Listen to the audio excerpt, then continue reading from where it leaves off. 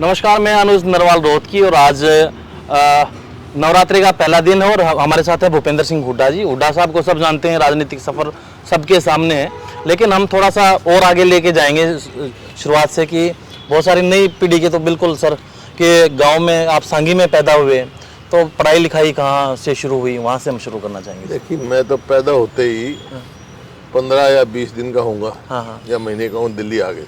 अच्छा। मेरे पिताजी संविधान सभा के सदस्य बन गए थे, सीधा जेल से छूट के संविधान सभा के सदस्य निर्वाचित हो गए। तो उसके बाद दिल्ली पढ़ा, फिर सैनिक स्कूल में गया, जामनगर, फिर करनाल, फिर चंडीगढ़, फिर रोहतक, फिर दिल्ली, लॉ करके अपनी पढ़ाई मैंने कंप्लीट करी, वकालत शुरू करी, फिर रोहतक में। जी, तो स्कूल टाइम में ऐसा होता है ना सर कि नो भाई पूछते हैं, टीचर भी पूछते हैं कि नो भाई बड़ा हो गया क्या बनेगा, तो आपका क्या था? किसी ने पूछा उस टाइम पे कि हुड्डा साहब मतलब आप भूपेंद्र बोलते थे, भूपी बोलते थे, क्या थे? एक तो ये बता दीजिए। नहीं, मेरे पिताजी तो माताजी तो भूपी बोलती थी। भूपी बोलते थे प्यार से। स्कूल में जरूर भूपेंद्र बोलते थे। हाँ, तो किसी ने पूछा सपना क्या बनना चाहते थे हुड्डा साहब? नहीं, मैं तो सैनिक स्कूल में था उस टाइम, तो यही था फौज में जाएंगे। अच्छा। लेकिन डेस्टिनी जहाँ ले जाती है वहाँ चले जाते हैं। वकालत में आ गए। वकालत में आ गया। हाँ। वकालत शुरू करी और फिर मेरे बड़े भाई चुनाव लड़े थे, उनका इंटरेस्ट नहीं, परिवार में थे, मैं राजनीति में आ गया। अच्छा, ये भी सर वकालत भी आपने एक झटके में छोड़ दी। हाँ। तो उसके पीछे की क्या कहानी थी? वो एक मैं केस लिया एक रोहतक की बात है। रोहतक की बात है, और एक बुजुर्ग थे, अब तो नहीं रहे दुनिया में, कटौली गांव के। जी जी जी। उनके खिलाफ केस था। वो तो मैंने देखा नहीं किसके खिलाफ है, लेकिन जिसने फीस दी थी उसका, जब मैं आर्गू करने गया तो वो बैठे उनके खिलाफ था। खैर मैंने केस आर्गू किया और मैं वापस आ गया, तो केस मैं जीत गया। तो वो जो बुजुर्ग थे वो मेरी सीट पे बैठे मिले। अच्छा। और उनकी आंखों में आंसू थे। मैं कहा, चौधरी साहब मेरे को पता नहीं था आपके खिलाफ वकील हूँ, पहले बता देते तो हम फीस वापस दे देता। ये प्रोफेशनल एथिक्स है, तो फीस ले तो मुकदमा करना ही पड़ेगा। जी जी। बोला, मैंने कहा तो आगे अपील कर दे, फिर मैं नहीं होगा ना। बोला, केस वेस की कोई परवाह नहीं मेरे को, केस तो मैंने बहुत जीते आ रहे हैं, मैं फिर क्यों आप इतने परेशान हैं? बोला, मेरे दादाजी के सपोर्टर थे कभी। अच्छा अच्छा। बोले, तेरे दादा के साथ मैं रहा, तेरे बाप के साथ मैं रहा, तेरे साथ रहा, तुम ही मेरे से खिलाफ वकील हो गए, तो मैं कहाँ जाऊँ? वही समय मेरे 2 जूनियर थे, आधे केस दूल्हे हुए, आधे केस, कल से मैं केस लेना बंद। मैं जाता रहा कोर्ट में, बैठता रहा। अभी चैम्बर है सर आपका? तो चैम्बर है, तो कोर्ट में जाता रहा, फेस वैल्यू हो जाती है ना। जी जी जी। तो कोई आ गया तो किसी की फीस नहीं ली मैंने, कोई आ गया, आप जैसे आ गया जमानत पे खड़ा हो गया तो जमानत हो गई, लेकिन मैंने प्रोफेशनली कोई फीस लेना उसके बाद नहीं ली। सर कॉलेज के टाइम की कोई ऐसी स्टोरी है जो साझा करना चाहें आप दर्शकों से? कोई ऐसी याद हमेशा कभी बैठते हो तो वो याद रहती हो आपको?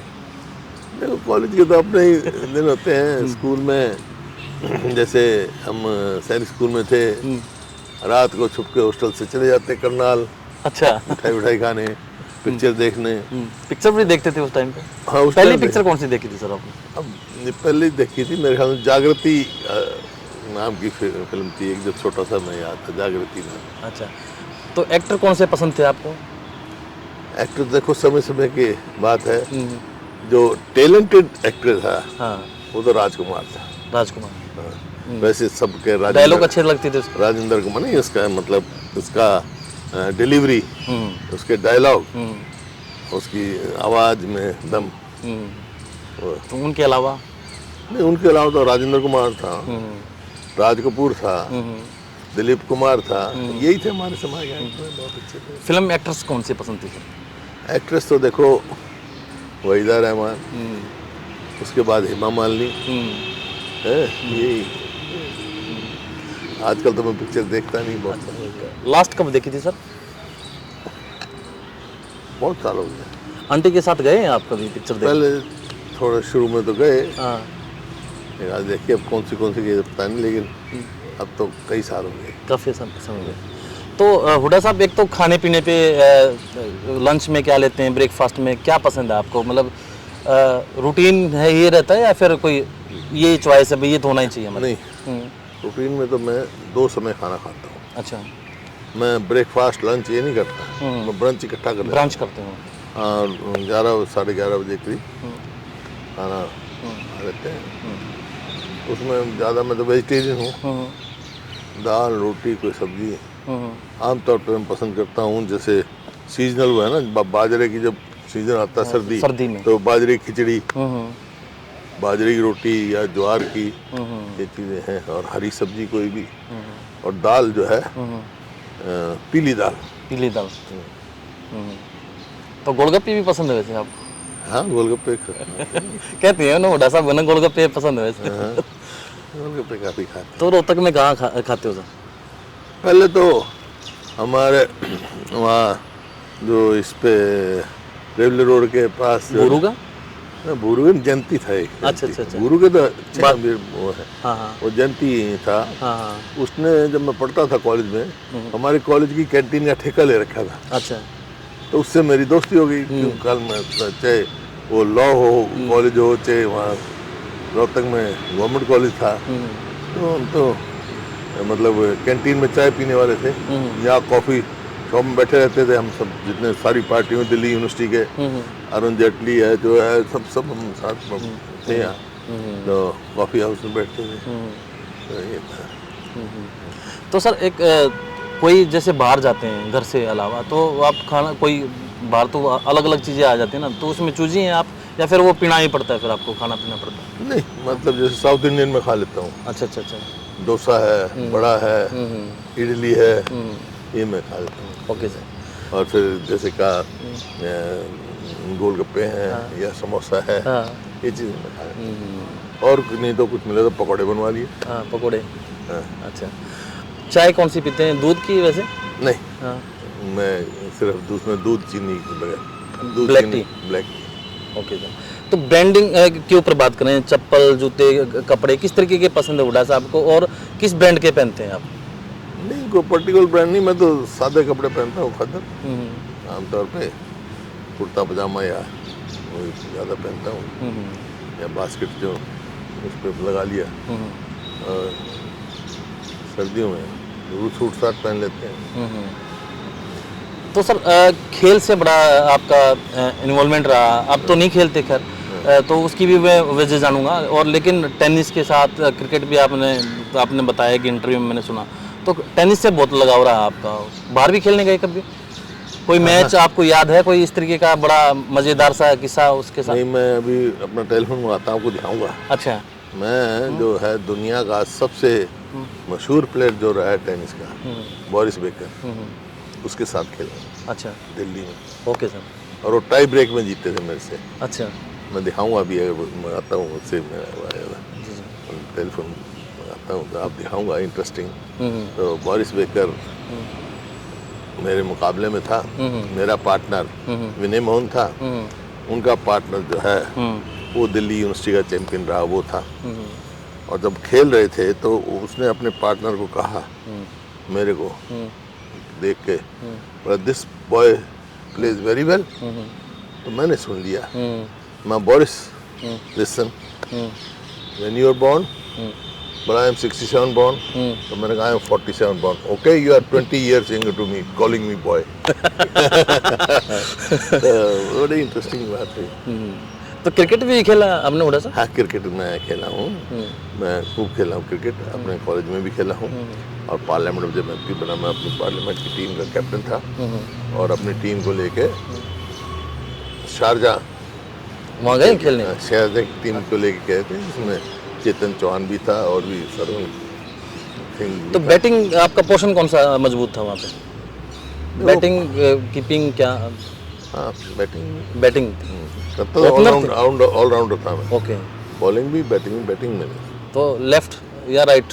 नहीं, राइट हैंडर। तो क्रिकेट में देखें तो सर कौन सा आपका को खिलाड़ी लगा कि इंडिया का या कोई बाहर का, कि आपको लगा कि ये बंदा बढ़िया है खेलने में?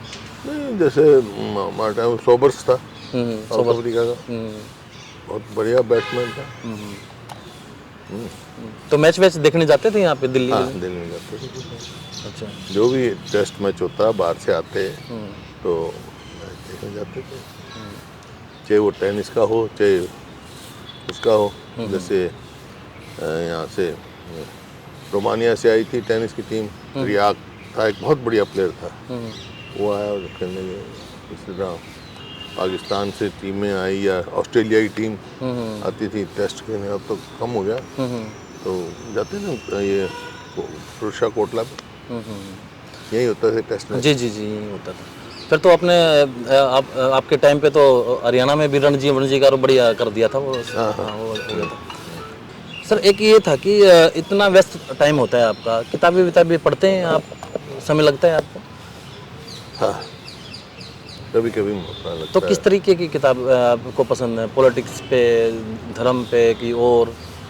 नहीं वो तो सभी पढ़ते थे, गीता पढ़ लेता हूँ और पढ़ लेते हैं कभी कोई जैसा हो। फिर जो राइट्स अप आते हैं अखबारों में विभिन्न उनके, वो पढ़ लेते हैं। जो आपका करंट टॉपिक्स होते हैं उन पे उन पे रहते हैं। शेर व शायरी तो आप संविधान सभा में देखते हैं, वो भी पढ़ते हैं? तो कम ही करते हैं, लेकिन और मौके के मुताबिक तो मौके पे तो चौका मार देते हैं आप? मौके के मुताबिक कोई आ जाए तो आ जाए। इसके अलावा सर आपका रूटीन क्या रहता है कि मैं रूटीन तो जब पॉलिटिक्स के अलावा जब खाली होते हैं हुड्डा साहब, तो जब भी फुर्सत मिलती है आप कहीं भी हो तो करते क्या हैं? नहीं देखिए, अब दोस्तों में बैठ गए, जैसे यहाँ दिल्ली ये में तो था। बताया हमारे आंटी जी ने, ये कहा कि ना दोस्तों से समय जोड़ देते हैं शाम को। हाँ शाम को भी देता है, जैसे दिन में हाँ यहाँ जैसे मैं रहा हूँ पार्लियामेंट में, सेंट्रल हॉल में चले जाते थे, तो अलग अलग पार्टियों के पुराने दोस्त मिल जाते हैं। यही है मेरी, और कोई वो नहीं है। और तो कोई पिक्चर विक्चर का रहा नहीं, गेम मैंने छोड़ दिया कई साल कोरोना होने के बाद, तो बहुत अच्छा वो रहा। लेकिन कई लाइफ के बाद जो है हर किस्म का जीवन देखा मैंने, गांव का भी शहर का भी। गांव में कितना रहे हुड्डा साहब आप? नहीं गांव में मैं रहा तो नहीं ज़्यादा, लेकिन जैसे पैदा होती मैंने कहा आगे थे, हाँ हाँ तो जैसे मेरे माता जी वगैरह गांव में शादी में ब्याह में और में आना जाना तो वो मेरे से पूछा जब मैं 70 साल का हुआ, जैसे आप है ना पत्रकार, एक पत्रकार ने मेरे से पूछा, बोला जी राजनीति का और आपकी पॉलिटिकल उसका फैमिली का बैकग्राउंड का सब हमारे को पता है, आप 70 साल के हो गए, आपने समाज में सोशल चेंजेस क्या देखे हैं, सामाजिक बदलाव क्या देखा? हाँ मैं भाई 3 देखे मैंने। बोला क्या? बोला मैं जब छोटा जाता गांव में, तो गांव में औरतें जो होती वहाँ मैं देखता था सास बहू से डरती थी। सास बहू से? नहीं बहू सास से डरती थी। हाँ बहू सास से डरती, जैसे बैठी है ना तो कहते सास आ गई। हाँ तो मतलब सास का रौब था। अब 70 साल में मैंने देखा बहू से सास डरती है।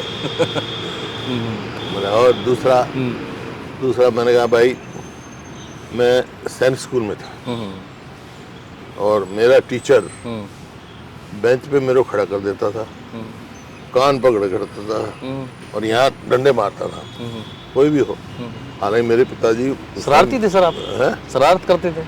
जो भी था, जो मेरे पिताजी हालांकि मिनिस्टर थे, लेकिन एक था हमारा कोई टीचर आता तो हम देखते भाई मास्टर जी आ गए, टीचर आ गए, हमारे सर आ गए यूँ।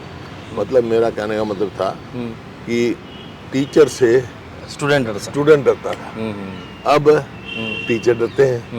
छोटा सा ही बच्चा हो, 5वीं 7वीं में हो, वो शायद कर दे, अगर टीचर एक थप्पड़ भी मार देगा ना तो माँ बाप तो गेट पे खड़े मिलेंगे, कोर्ट में केस कर दें चाइल्ड अब्यूज का, तो वो डरते हैं। तो ये चेंज क्यों आया सर? सोशल चेंज है। तीसरा मैंने कहा मैंने वकालत शुरू कर दी थी। मेरे स्वर्गीय पिताजी उस टाइम राज्यसभा में थे, डिप्टी लीडर थे, लेकिन शनिचर इतवार को रोहतक आ जाते थे। मैंने रोहतक प्रैक्टिस शुरू कर दी थी, अच्छी जबरदस्त प्रैक्टिस थी मेरी। वो आते थे, लेकिन कॉलेज यहाँ फैकल्टी में पढ़े, पिक्चर देखने की आदत थी 9 से 12। तो 9 से 12 पिक्चर देख के आते हैं सुबह ही? शाम को। अच्छा, रात को देखा करते हम तो भाई, दिन में तो प्रैक्टिस करा यार। अच्छा अच्छा। कभी मौका लगा है तो स्टूडियो में भी 9 से 12 देखते हैं।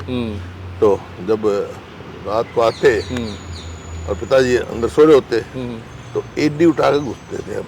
अच्छा, कभी आवाज ना, उनकी नींद ना खुल जाए, कहाँ से आया है। मेरे कहने का मतलब है बाप से बेटा डरता था, अब बेटे से बाप डरता है, कुछ कह दिया पता नहीं क्या कर दिया।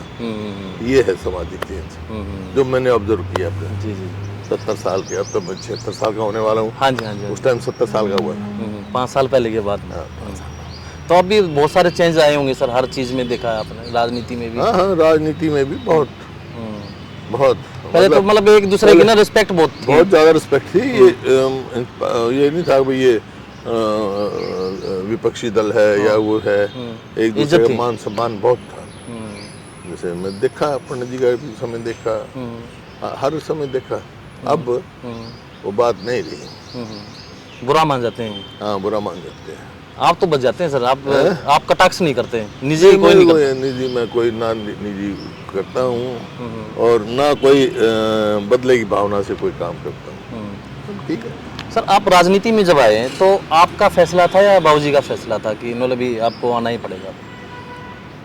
देखिए, मैंने बताया ना, फैसला तो मैं पहला चुनाव तो मेरे बड़े भाई लड़े थे, फौज में कैप्टन थे, सबसे पहले उनको ही 72 में टिकट मिली थी। और हमारा यही था भाई परिवार में एक रहेंगे, लेकिन फौजी आदमी थे। फिर उन्होंने कभी मैं नहीं करता, उसके बाद उन्होंने कहा भाई मैं नहीं। अच्छा, ये भी आपके परिवार में देखा कि एक परिवार, आपके परिवार में से ये नहीं कि चाचा भी, भतीजे भी, वो भी बहुत सारी पॉलिटिकल फैमिलीज में ऐसा है ना? नहीं, हमारे तो अभी तक तो नहीं है, कल क्या होगा। तो कोई इस तरीके का फैसला कर रखा है आपस में बातचीत से? नहीं, कुदरती है। कुदरती है। कुदरती है। उन्होंने कहा मेरे बड़े भाई साहब ने, भाई मैं नहीं हूँ तो भूपेंद्र तू। फिर मैं कांग्रेस का प्रधान बना, हुआ। सर, दीपेंद्र जी विदेश में बहुत अच्छी सैलरी पे जॉब थी, बढ़िया चल रहा था, तो वो भी अचानक ऐसे ही आ गए कि उनका फैसला, फिर इसी यही सवाल उनके बाबत है आपका, तो आपने कहा या वो आ गए थे? देखिए, मैं क्योंकि जब पार्लियामेंट में था, जी जी, सीट खाली हुई, चीफ मिनिस्टर बन गया तो एमएलए बन गया। जी जी जी। तो सवाल ये था भाई कौन आए, तो परिवार का ही फैसला था, उन्होंने दीपेंद्र को लाए। तो जब मुख्यमंत्री बने सर, तो पहले जो आपकी तरफ से फ़ोन तो आ ही गए थे मेरे ख्याल में, हिसाब से टेलीफोन तो था, तो मैसेज किसको किया आपने कि नौलब मैं मुख्यमंत्री बन गया हूँ? तो पहले कोई सूचना किसको दी आपने? सूचना तो ऐसी पता लग जाती है, सूचना किसको देनी। तो आपने नहीं, आपकी तरफ से नहीं है भी परिवार को बताया जाए? नहीं, तो दिल्ली में फैसला हुआ था। हाँ, दिल्ली में हुआ था, यहीं से गया था, यहाँ पथ मार्ग पे मकान था मेरा, यहीं से गया था। जब पहले मुख्यमंत्री बनने की बात थी तो आपके फादर साहब का चर्चा में था, नाम, सारी चीज़ें थी। मैं नहीं, आपके फादर साहब पहले, हाँ हाँ, पहले जब पहले मुख्यमंत्री बनने थे हरियाणा के, तब थे। हाँ हाँ, पंडित भगवत दाल बने। हाँ जी, बने। तो लेकिन उनको तो बड़ा अच्छा लगा होगा जब पहली बार मिले, तो क्या कुछ संवाद हुआ बाबूजी से आपका? नहीं, होती है जब हर पिता की खुशी होती है बेटे। ये नहीं कहा कि नो भाई नौला मैं सीएम का पिता हूँ मैं अब तो? नहीं, वो तो वो कह रहे थे। हाँ, सोनीपत से एमएलए मिलने गए थे, मैं एमपी थे, और ये इनेलो पार्टी से मेरे घर में सांगवान साहब शायद वो नहीं रहे। हाँ जी। या बीजेपी से थे उस टाइम? बीजेपी से थे सर। बीजेपी से थे। हाँ जी। तो मिलने आए थे मेरे पिताजी को रोहतक, तो वैसे बात कर रहे थे, तो पिछली हिस्ट्री चला दी उन्होंने। तो वो क्या क्या हालात हुए, चौधरी बंसीलाल को जो है सबसे पहले जो चीफ मिनिस्टर बने वो गुलजार लाल नंदा जी ने, उनके ऊपर छोड़ा गया था, उन्होंने फैसला किया।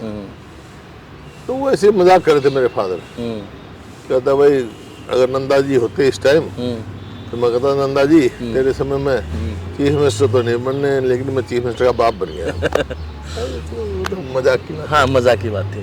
सर एक है ना आपकी पोस्टर्स में ये लगा, कई आपके जो समर्थक है ना ये पोस्टर लगाते हैं गंगा पुत्र लिखते हैं आपको, तो वो क्या वजह है, क्यों कहते हैं आपको? देखिए मेरे चाचा जी की डेथ हुई वहाँ उत्तराखंड में, हमारा ज़मीन है। मेरे चाचा जी वहाँ थे, तो उनकी डेथ हुई तो उनकी 13वीं थी और मैं उस समय भी लीडर ऑफ अपोजिशन था हरियाणा का। तो मैं जा रहा था चंडीगढ़ से वहाँ, हरिद्वार से आगे जैसे ही निकला तो फ्लैश फ्लड आ गए। पीली नदी है एक वहाँ, जी जी। उसमें फ्लैश फ्लड आ गए और हमने देखा हो गया तो गाड़ी गिर गई उसमें। एक मेरे चाचा के लड़के थे वो भी गिर गए, मैं भी गिर गया और मेरा जो सिक्योरिटी का था वो मेरे साथ गिर गया। जब उसने देखा मैं थक गया हूँ तो उसने कहा भी मेरा ये पकड़ लो, कॉलर पकड़ लो। थोड़ी देर के तो विंड आ गया, वो तो उसमें चला गया। हम नीचे चले गए और जब ये नीचे जा रहे थे तो मैंने कहा तो कोई है नहीं, मैं भगवान सबका भला कर, वो तो बाहर फेंक दिया और मैं उसमें फंस के निकला तो कोई चांस नहीं था। लेकिन पीछे से क्यों फ्लैश फ्लड था, बड़ी तेजी से एक पेड़ आया और पेड़ का टहना मेरे को यहाँ लगा, मैं उसके ऊपर लेट गया। अच्छा। जो सब हाथ पैर हाँ, तो- कंडम हो गए थे, जी जी जी। तैर के वो चांस, ठंडा पानी था बहुत। तो काफ़ी देर में लेटा रहा उसके ऊपर। फिर मैंने देखा किनारा दिखाई दिया मेरे को, हिम्मत से हुई, मैंने कहा इतना तो मैं तैर लूँगा। तैर के बाहर निकला, भाई सब जाके अनकॉन्शियस हो गया तो वो बचा दिया। तो इसलिए गंगा पुत्र कहते हैं। क्योंकि गाड़ी मेरी का बहुत दूर मिली। तो कितने लोग थे सर उसमें? 3-4 आदमी थे, एक मेरा कज़न था, गुजर गए वो उसमें? वो तो मिले ही नहीं। 2-3 दिन में वहीं रहा, जयराम आश्रम में तलाश किया, नहीं मिला ही नहीं। आप अकेले एकलौते बचे हैं उसमें? नहीं, मैं ड्राइवर था, वो बचा। अच्छा। ड्राइवर गाड़ी के ऊपर खड़ा हो गया। अच्छा अच्छा। दूर हुई ना, गाड़ी हो गया।